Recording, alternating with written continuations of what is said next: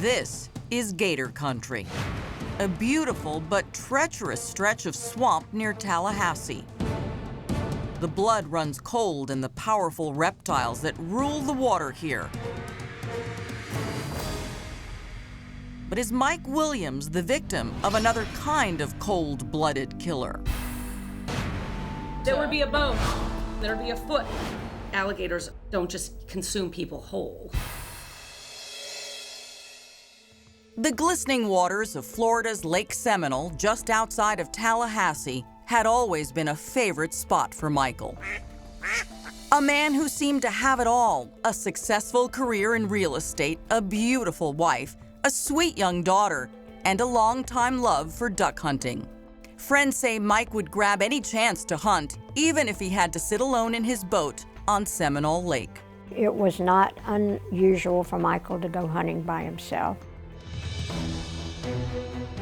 Then one December morning, as a whipping cold front was tearing into Tallahassee, Mike grabs his shotgun and heads out to the lake. A lot of ducks here. A lot of ducks. What about alligators? There's alligators too.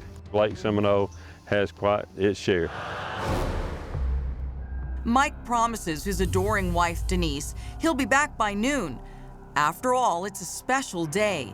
The loving couple is celebrating their 6th wedding anniversary. I said, so what are you doing this weekend? He says, Denise and I are having a wedding anniversary. We're going to go down to this little bed and breakfast and just kind of relax and kick back. And I said, sounds great. I loved Denise. I thought she was perfect for Michael. He gave her everything. Gave her everything she wanted. She didn't have to work after the baby was born. But it's well past noon now. Mike hasn't returned home from his hunting trip. Daylight curls into darkening skies, and Denise becomes frantic. He had a cell phone, he wasn't answering it. She phones her dad, and friends rendezvous at the lake. Brian Winchester, Mike's best buddy, and Denise's dad lead the desperate search at dusk for her missing husband. It was still very windy, cold. Storm had just blown through. The temperature plummeted to 19 degrees, which made searching very difficult. You've got rain, you've got extremely high winds. Florida Fish and Wildlife Officer David Arnett was the first investigator called to the scene. And I was told that we had a missing boater on Lake Seminole. The search is called off for the night, but the next day they get their first break into Mike's mysterious disappearance. They find his boat. You're pretty certain that this is where he launched the boat? Yes, there's no question about the boat being launched here due to the fact that his truck and trailer was right here also. And where was the boat found from here? The boat was found approximately 300 yards to our right. It was apparent that it had been launched by one individual, the way the boat had been turned around and apparently pushed out. Mike's shotgun was there still in its case. There was some decoys on top of some other equipment. But there was no Mike. Search and rescue divers, choppers, and hundreds of hours of manpower by law enforcement agencies over weeks, then months, are spent scouring the lake looking for Mike, hoping by some miracle he's still alive. But tragically, it became all too clear.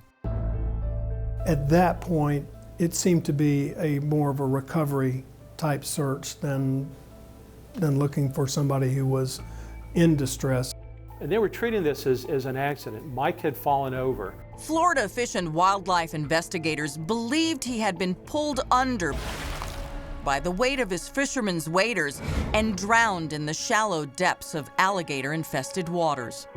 When you arrived here, did you think it was anything but a hunter who fell in the water? No, not at all. Everything indicated that the boater had fell out of the boat and possibly drowned. There was no other indication of anything else. But that just didn't hold water with Mike's grieving mom. I don't have a body. I don't have anything to tell me what happened to my son. Supposedly, alligators ate him. A potential feast of flesh for a ferocious congregation of cold-blooded reptiles. But Mike's mom says there is one big problem, and it has to do with the weather. Remember, it was bitterly cold that day. Alligators do not eat in cold water. Alligators don't eat people whole. If they do attack, they chew on people, they tear arms and legs or whatever off. But there's always parts found after an alligator attack. But not a gnawed human bone nor a shred of human flesh has ever surfaced from those muddy waters. And there's something else. Nobody remembers seeing Mike at the lake that morning. Up next, Mike's mom wages a one-person crusade to open a criminal probe into Mike's mysterious disappearance. What do you think happened to him? Somebody must have hurt my son. But who in the world would want Mike gone? His family points us in a direction many just can't believe.